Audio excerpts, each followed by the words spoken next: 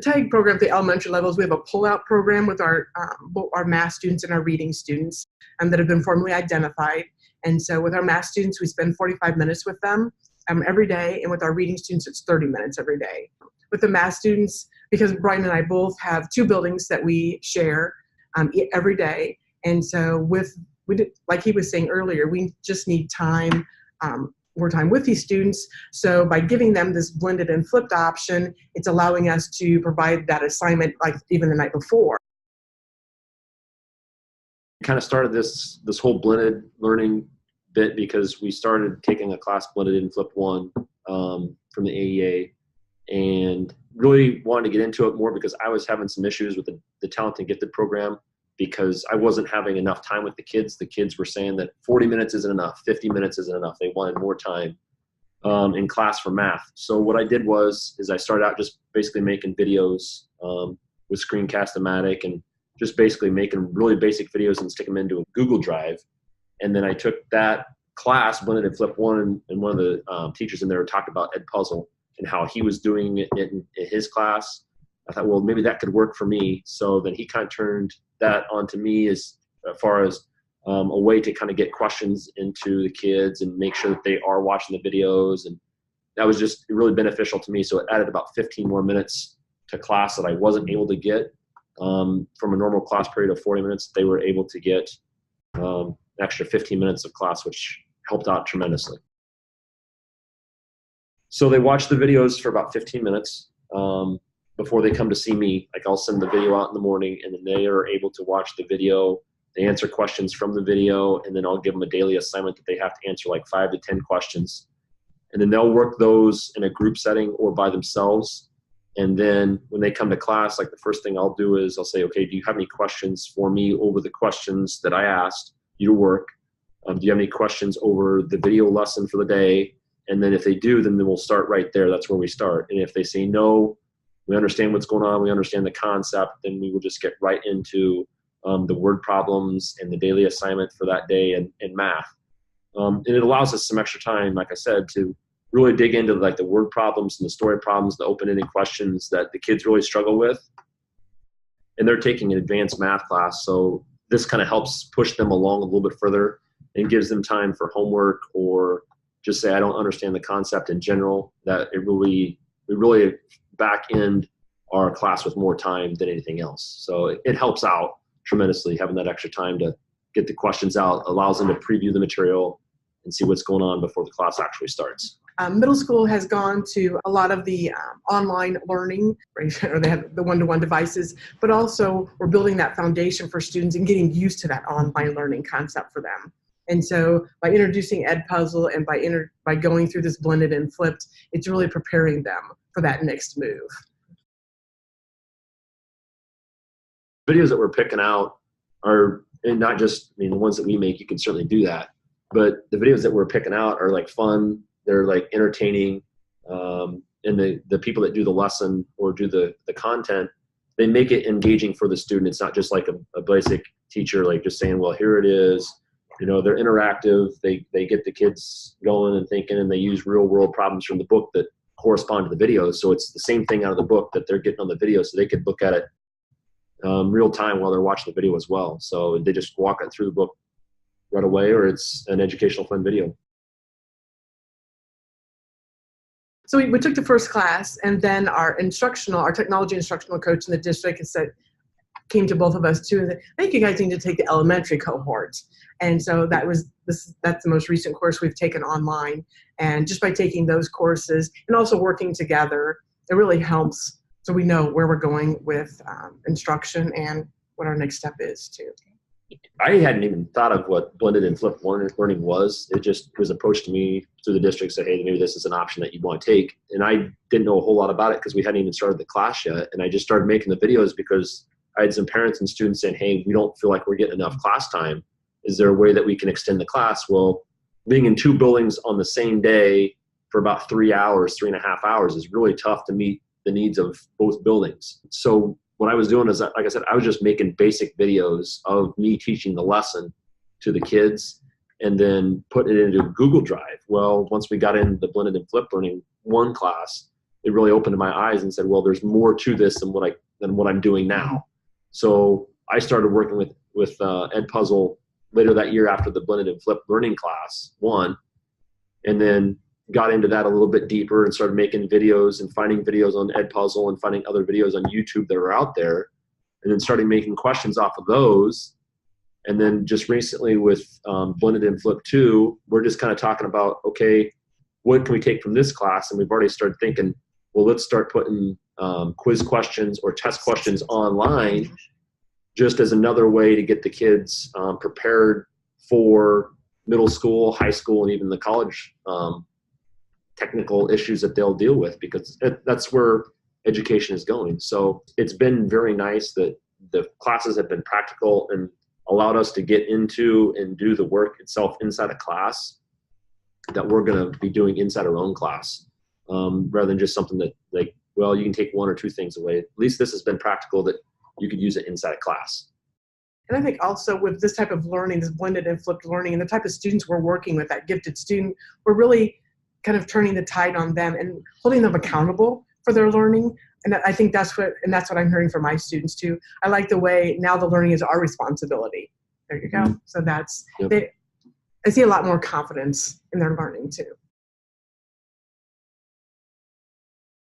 I think from my end, the kids are really receptive to it right away, because all of a sudden they got more instructional time than what they were getting the 40 minutes. They didn't feel rushed, like, oh, it's in a class, here's your homework, boom, it's time to go, see ya.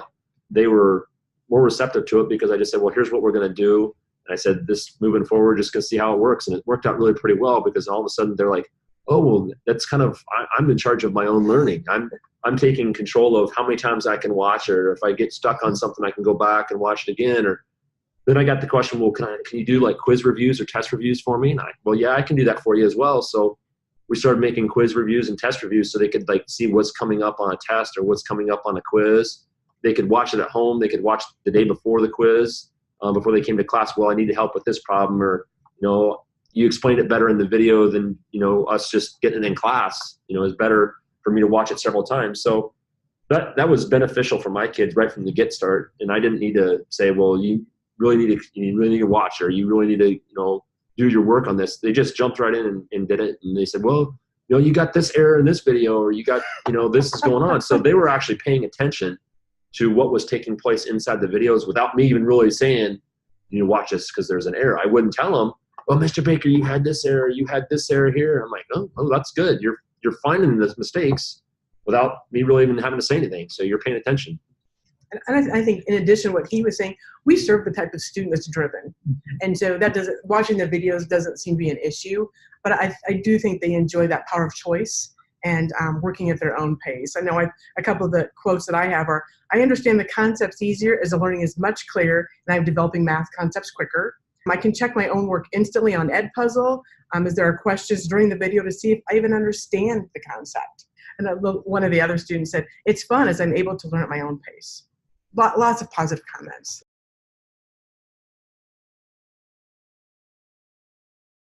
I think just at this last parent-teacher conferences, as I talked to the parents about what was going on, they were like, oh, we haven't heard a whole lot about that, or oh, we have.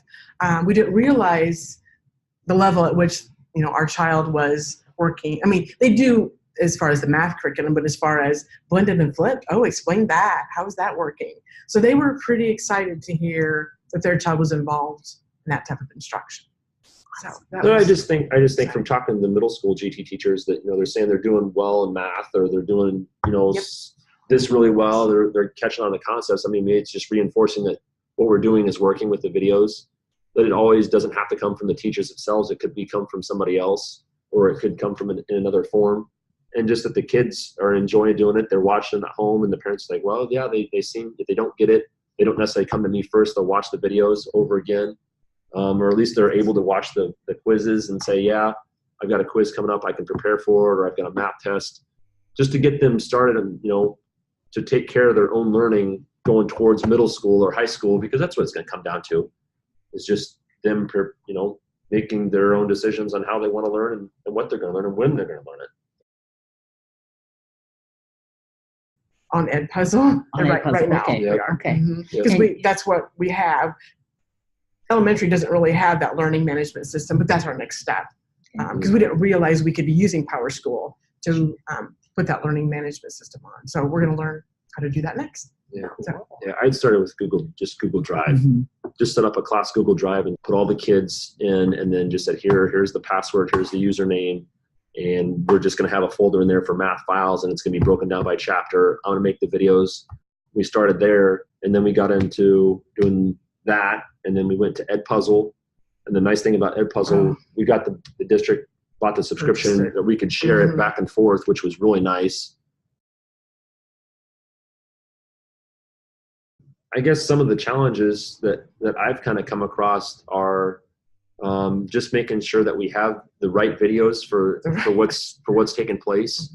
We were fortunate enough to find the math videos of what the lesson was about by a certain gentleman, and he just walked through the lesson just perfect. He uses the same curriculum that we use, so it just matched up great. I think the challenges that I've come across is just finding, like, if I was going to make my own videos, is finding the time to make the videos. Finding the time to write the questions or type the questions in. Sometimes the technology doesn't always work.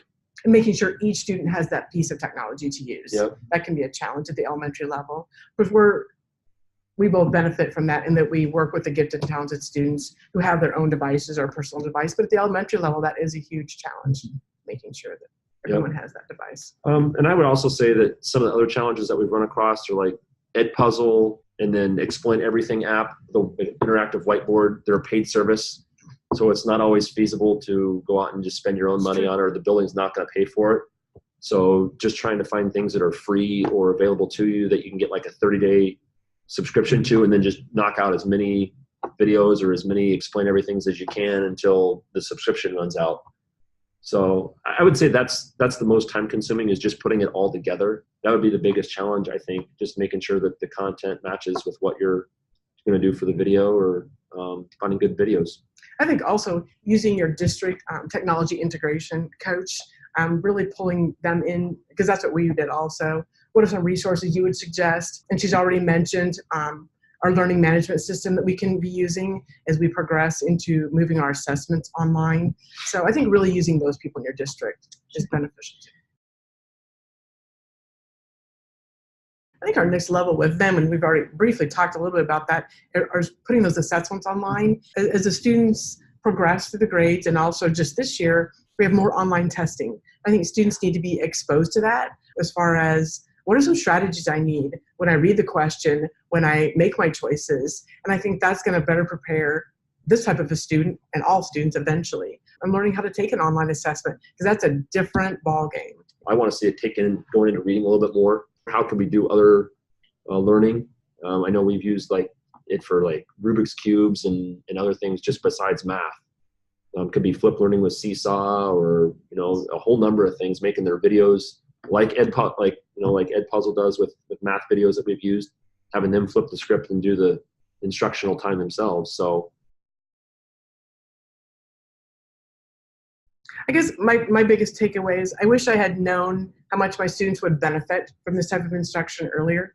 I wish I would have started it sooner, but I didn't have that knowledge, and I didn't know what the outcome was going to be for them. And I guess with this type of student that we're serving, the gifted students, they love to learn at their own pace. They love that power of choice.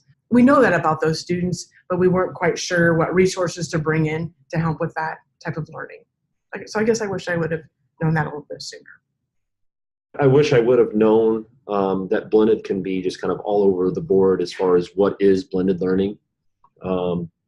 Obviously, you still have to have some instruction, but it could be during center time where you're reinforcing a concept, or for those that are struggling, they can get the material again, or it could be an advancement where they get to see the material an hour before or a day before, whatever it is. You can use videos of not necessarily just of instruction, but also taking a topic, going deeper. I wish I would have known that these resources are out there. The hard thing is just knowing what is out there and what's available, because there's so much, and you don't necessarily know where to begin because you don't know what it is. Yes. We didn't know what it was until they said, hey, this is something you should think about. And it's not that it wasn't even on our radar. Nope. This is something that we should be doing, or I'm looking forward to seeing where it goes, but yeah, that's kind of where we're at.